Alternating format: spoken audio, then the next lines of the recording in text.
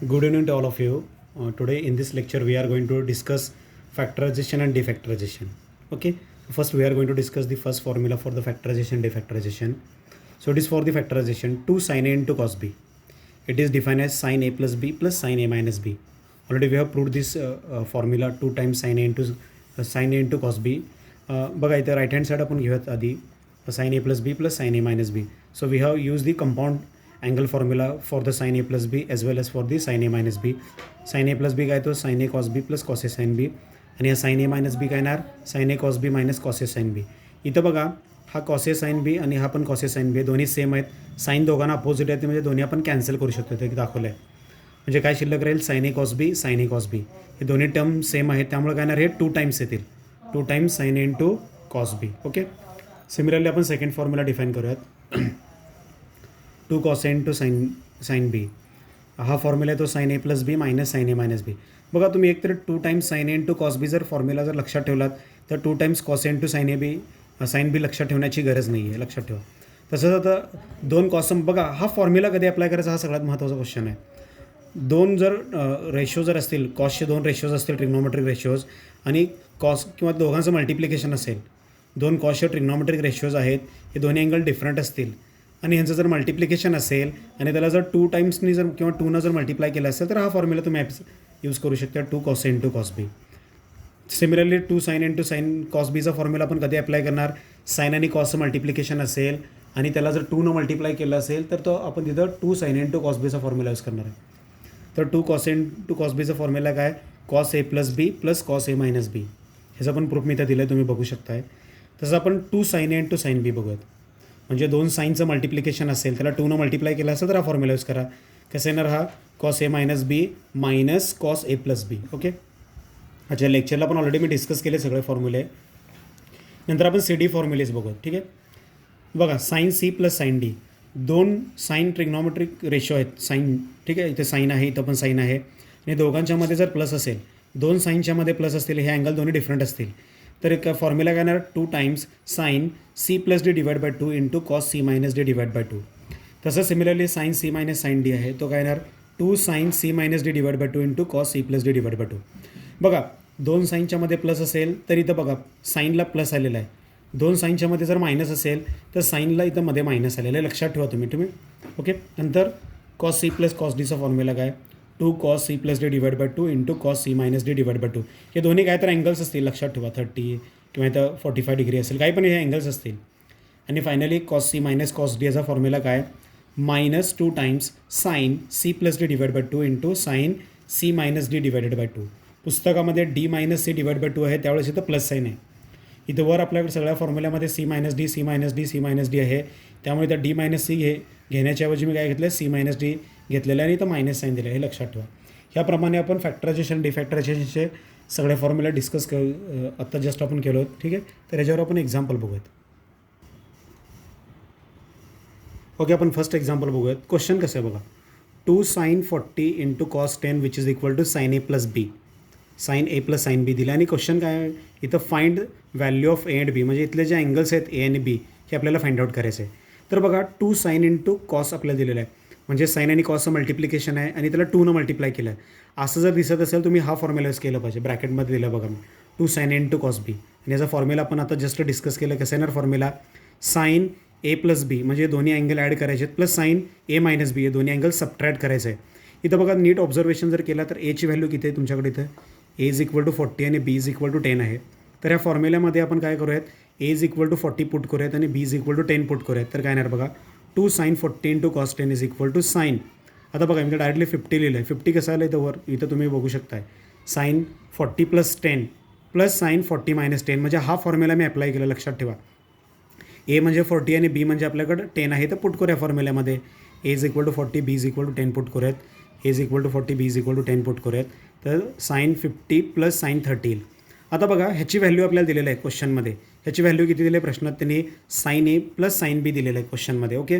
तर 2 sin 40 into cos 10च्या ऐवजी आपण sine A plus sine B put करूयात.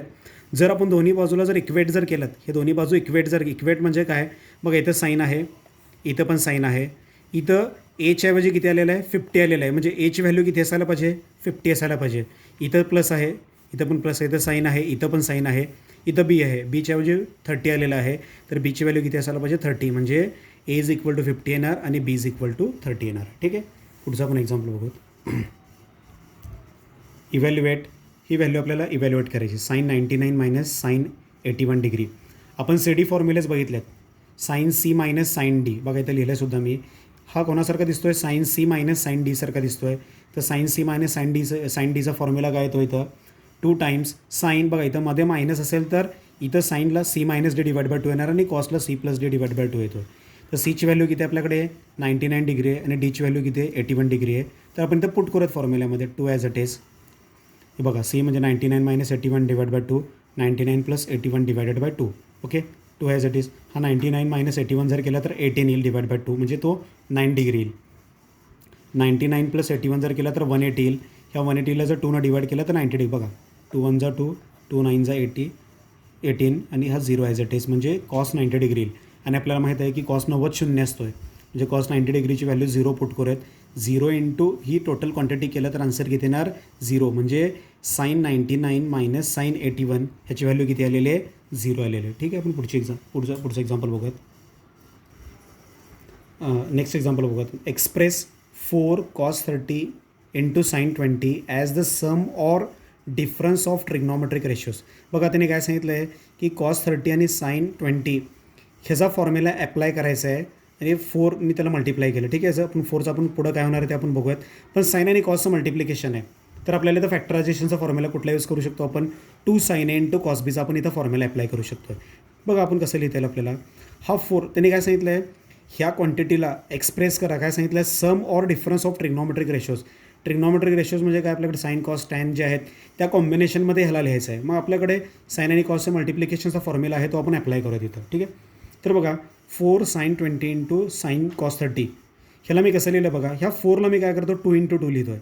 हे 2 इंटू 2 लिहिण्याचा पण उद्देश काय, एका 2ला बाहेर लिहितो आणि दुसऱ्या 2ला मी आत टाकतो आहे की जेणेकरून मला 2 साईन ए इंटू कॉस बीचा फॉर्म्युला अप्लाय करण्यासाठी ह्याचा उपयोग होईल. ठीक आहे. पुन्हा आपण या 2ला बाहेर घेतलं आहे. बघा 2 इंटू 2 केलं तर परत 4च येईल. इथं मला 2 साईन इंटू कॉस बीचा फॉर्म्युला आता अप्लाय करू शकतो. तर बघा इथं लिहिलं आहे मी 2 साईन इंटू कॉस बीचा फॉर्म्युला काय येतो आहे sine A plus B plus sine A minus B येतो आहे. ठीक आहे.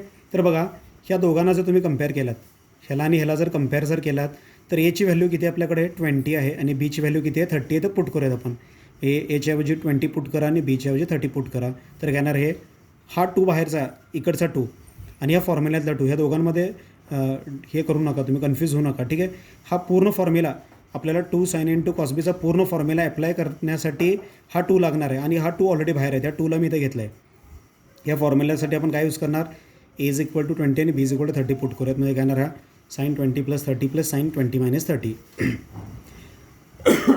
सॉरी हा 2 as it is sine 20 plus 30 50 plus हा 20 मायनस 30 म्हणजे मायनस 10 येईल. आणि आपल्याला माहीत आहे की साईनमध्ये निगेटिव्ह अँगल हा एस फॉर समोर येतो, म्हणून ह्या मायनसला जर तुम्ही बाहेर टाकलात तर हा मायनस बाहेर आल्यामुळे ह्या प्लसचा काय येणार मायनस होणार आहे.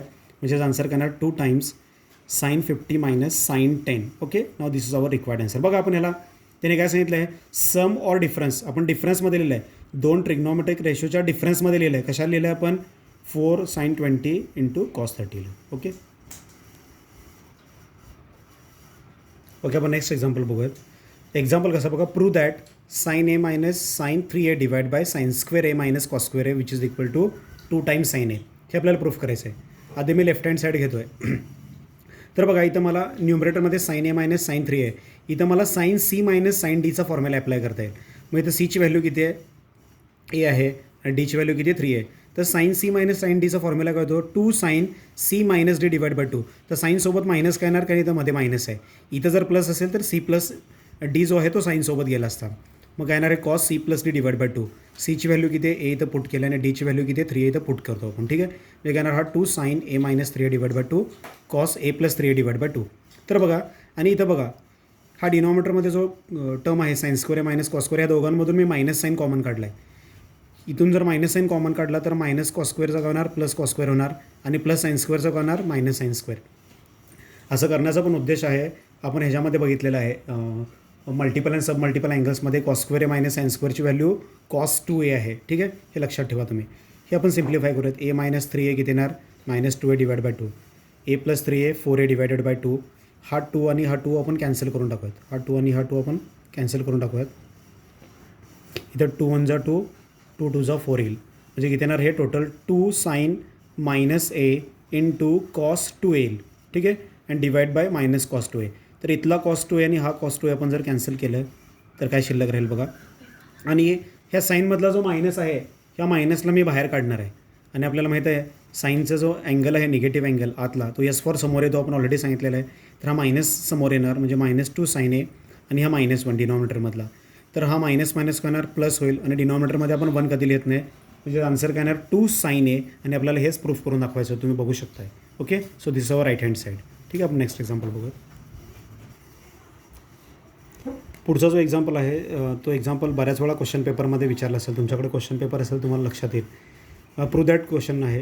Prove that sine 4a plus sine 5a plus sine 6a divide by cos 4a plus cos 5a plus cos 6a which is equal to tan 5a. आपल्याला बघा तुम्हाला ऑलरेडी सांगितलं की एक्झाम्पलमध्ये काय प्रूफ करायचं आहे ह्याच्यावर आपले सिम्प्लिफिकेशन किंवा आपले स्टेप्स डिपेंड असतात. तर मला आन्सरमध्ये काय पाहिजे टॅन 5a पाहिजे. तर मी काय करतो हा साईन 5a आणि हा कॉस 5a ह्याला डिस्टर्ब करत नाही. ऑलरेडी ह्याच्यामध्ये साईन आणि कॉसच्यासोबत 5a हा अँगल आहे आणि मला प्रूव्ह दॅटमध्ये पण तेच करायचं आहे. तर मला काय करता येईल हा साईन 4a आणि 6a ह्यांच्यावर मी काय तर प्रोसेस करेन. ठीक आहे. तर बघा ह्यांना जवळसुद्धा आणलं मी. Sine 4a plus sine 6a हा sine 5a as it is. इथं पण कॉस 4a आणि कॉस 6aला जवळ आणलं आणि cos 5a as it is. Okay. तर बघा इथे मी साईन c प्लस साईन डीचा फॉर्म्युला यूज करणार आहे आणि इथं मी यूज करणार आहे कॉस c प्लस कॉस डीचा फॉर्म्युला यूज करणार आहे. तर साईन c प्लस साईन डीचा फॉर्म्युला काय येतो आहे 2 times sine c plus D divide by 2 into cos c minus D divided by 2 येणार. ठीक आहे. इथं c म्हणजे किती आहे 4a आणि d म्हणजे 6a इथं पुट करूयात. 2 times sine 4a plus 6a divided by 2 into cos 4a minus 6a divide by 2 आणि हा sine 5a as it is. डिनॉमिनेटरमध्ये सुद्धा कॉस c प्लस कॉस डीचा फॉर्म्युला आपल्याला अप्लाय करायचा आहे. तो कसा येणार 2 cos c plus D divide by 2 into cos c minus D divide by 2. इथं c म्हणजे किती परत 4a आणि d म्हणजे 6a आहे आणि कॉस हे cos 5a as it is. हा 2 ॲज इट इज ठेवतो मी. हा 4a प्लस 6a म्हणजे 10 येणार डिवाइड बाय 2 कॉस इथं बघा 4a मायनस 6a जर केला तर -2 येईल आणि divide by 2 as it is आणि ही quantity as it is 2 as it is.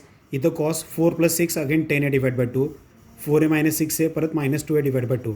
इथं बघा 2 1 जा 2 आणि 2 5 जा 10 म्हणजे किती येणार हे साईन 5 येईल. इथं लिहिलं मी. हे पण सेम ॲज 2 1 जा 2 2 1 जा 2 म्हणजे मायनस येईल. ठीक आहे. आणि डिनॉमिनेटरमध्ये बघा इथं पण सेम तसंच 2 1 जा 2 2 5 जा 10 म्हणजे काय येणार हे 2 कॉस 5a प्लस इथं पण सेम तसंच 2 1 जा 2 2 1 जा 2 म्हणजे किती येणार हे minus cos A into minus cos of minus A plus cos 5a as it is. आता बघा इथं वर न्यूमरेटरमध्ये तुम्ही नीट जर बघितला तर साईन 5a कॉमन आहे. इथं पण आहे इथं पण आहे त्याला मी बाहेर काढतो आहे. म्हणजे काय शिल्लक राहील 2 कॉस मायनस ए प्लस 1. तुम्ही इथं कॉस मायनस एला कॉस ए सुद्धा लिहू शकता का आपल्याला माहीत आहे कॉसमधला निगेटिव्ह अँगल हा c4 कॅन्सल होतो आहे. डिनॉमिनेटरमध्ये सुद्धा मला इथं कॉस 5a कॉमन दिसतो त्याला मी बाहेर काढला आहे. तर ब्रॅकेटमध्ये काय शिल्लक राहील हा तर कॉमन आला. इथं 2 cos minus A cos of minus A राहतो आहे प्लस हा तर ऑलरेडी बाहेर आलेला आहे म्हणजे इथं प्लस 1 येणार. आणि नीट जर बघितला तर हे दोन्ही ब्रॅकेट सेम आहेत. ह्याला मी कॅन्सल करून टाकतो. तर काय शिल्लक राहील बघा sine 5a upon cos 5a शिल्लक राहील आणि साईन अपॉन कॉस म्हणजे काय तो टॅन येतो आहे म्हणजे आपला आन्सर काय येणार टॅन 5a आणि आपल्याला हेच प्रूफ करायचं होतं. That is our RHS. Okay. पुढचा पण एक्झाम्पल बघूया. प्रूव्ह दॅट काय आहे sine 3a minus sine A divide by cos 3a plus cos A which is equal to tan A. इथं मला परत sine c minus sine D दिसतो आहे तो आपण अप्लाय करूयात. इथं cos c plus cos D आपल्याला दिसतो आहे तो अप्लाय करूयात. इथं लिहिलं सुद्धा ब्रॅकेटमध्ये बघा तुम्ही खाली बघू शकताय साईन c मायनस साईन डीचा formula 2 sine c minus D divide by 2 cos c plus D divide by 2 same cos असाच फॉर्म्युला आहे. तर बघा ह्या केसमध्ये c ची व्हॅल्यू किती आहे 3a आहे आणि d ची व्हॅल्यू किती आपल्याकडे a आहे. तर पुट करू आपण ह्या फॉर्म्युल्यामध्ये 2 times sine c minus D divide by 2 म्हणजे 3a minus A divide by 2 cos 3a plus A divide by 2. Similarly कॉसचा फॉर्म्युला काय येणार 2 cos c plus D divide by 2 cos c minus D divide by 2. तर c ची value 3a आहे जे काय 2 cos 3a plus A divide by 2 cos 3a minus A divide by 2. त्याला simplify करूयात आपण. तर बघा 3a मायनस ए जर केला तर 2 येईल 2a डिवाइड बाय 2 जर केलात म्हणजे असेल तुम्ही जर ह्याला सिम्प्लिफाय केलात तर 2a डिवायडेड बाय येईल 2a डिवाइड बाय 2 येईल. हा 2 आणि 2 कॅन्सल होतो इथे ह्या स्टेपसाठी सांगतो मी. 3a मायनस ए जर केलं तर 2a अपॉन 2 येईल. 2 कॅन्सल केल्यानंतर फक्त ए राहील जे साईन ए. इथं बघा 3a प्लस ए जर केला तर 4a. 4aला डिवाइड बाय 2 जर केलं तर 2a येईल. इथं लिहिलं बघा मी 4a डिवाइड बाय 2 जर केलं तर 2a येईल. ठीक आहे. सिमिलरली बघा इथं 3a plus A divide by 2 केला तर 4a डिवाइड बाय 2 किंवा 2a सुद्धा लिहू शकता, काय प्रॉब्लेम नाही. इथं पण 3a मायनस ए जर केला तर 2a येईल. त्याला डिवाइड बाय 2 जर केला तर फक्त ए शिल्लक राहील. आणि हे जर सोडवलं तर बघा तर काय काय कॅन्सल होतं आहे. कॉस 4a अपॉन 2 हे 4a बाय 2ला तुम्ही 2a सुद्धा लिहू शकता, काय अडचण नाही आहे. हा टर्म कॅन्सल होतो आहे आणि हा टर्म आपला कॅन्सल होतो आहे. इथला 2 आणि हा 2 सुद्धा कॅन्सल होतो आहे. शिल्लक राहील फक्त sign A upon cos A. आणि sign A upon cos A म्हणजे काय आपल्याकडे टॅन ए. ठीक आहे. हेच आपल्याला प्रूफ करायचं होतं. ठीक आहे. ह्याप्रमाणे आपण फॅक्टरायझेशन आणि डिफॅक्टरायझेशनचे काही एक्झाम्पल बघितलेत. अजून काही एक्झाम्पल आहेत ते आपण पुढच्या व्हिडिओमध्ये बघूया. Thank you very much.